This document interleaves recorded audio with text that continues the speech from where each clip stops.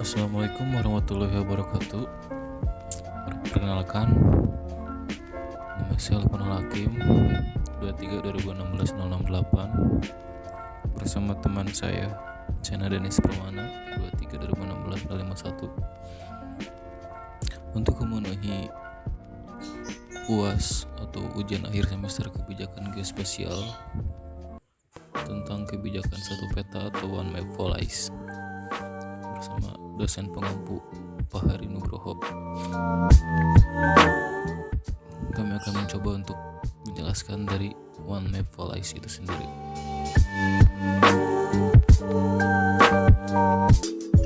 Latar belakang dari One Map for Ice: dikeluarkannya kebijakan pembuatan satu peta tunggal adalah bahwa informasi geospasial tematik yang ada selama ini ternyata masih saling tumpang tindih satu sama yang lainnya. Kondisi seperti ini sangat menyulitkan dalam mendukung pemanfaatan ruang dan penggunaan lahan untuk pengembangan kawasan dan infrastruktur. Kondisi ini sangat dipadukan atau disinkronkan antara peta yang satu dengan peta yang lainnya untuk suatu kepentingan pembangunan pada akhirnya satu kelompok pembangunan akan menjadi dan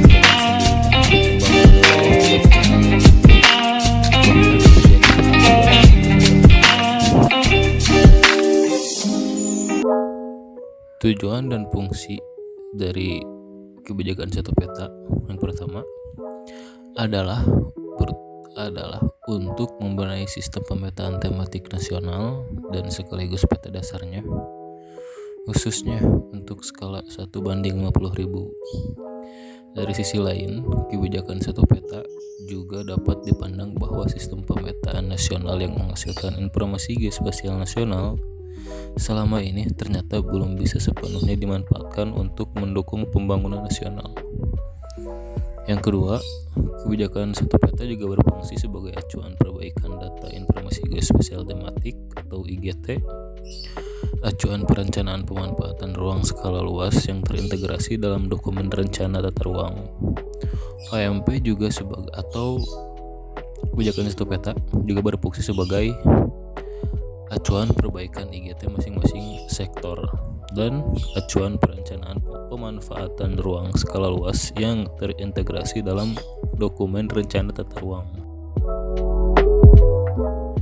Berikutnya manfaat dari kebijakan satu peta itu sendiri, ya ini berguna bagi pemerintah pusat, entah itu kementerian atau lembaga, dan pemerintah daerah dalam berbagai data dan informasi geospasial untuk melakukan sinkronisasi dan perbaikan data geospasial, sehingga menjadi acuan bagi seluruh kementerian atau lembaga dan pemerintah daerah dalam mengeluarkan perizinan maupun kebijakan.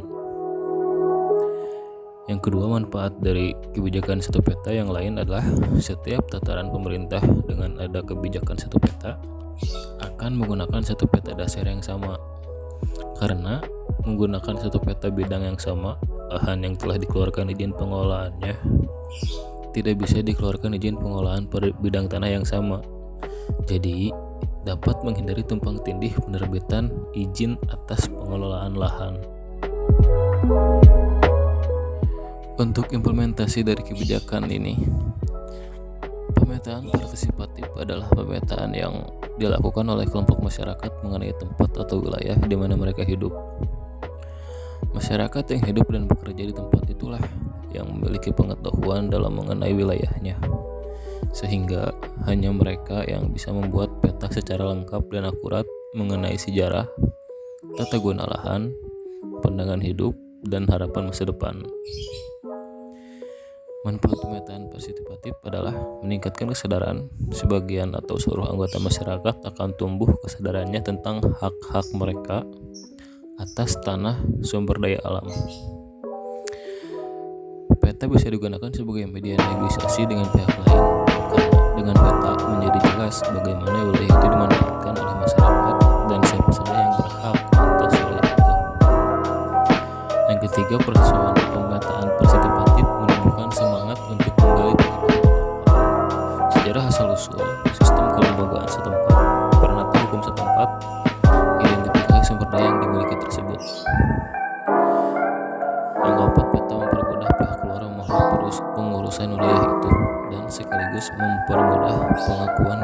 pihak luar. Yang selanjutnya menumbuhkan partisipasi masyarakat baik dalam bentuk tenaga, waktu, uang, maupun material lainnya. Memunculkan kelembagaan lokal baik yang dulu sudah ada maupun bentukan baru.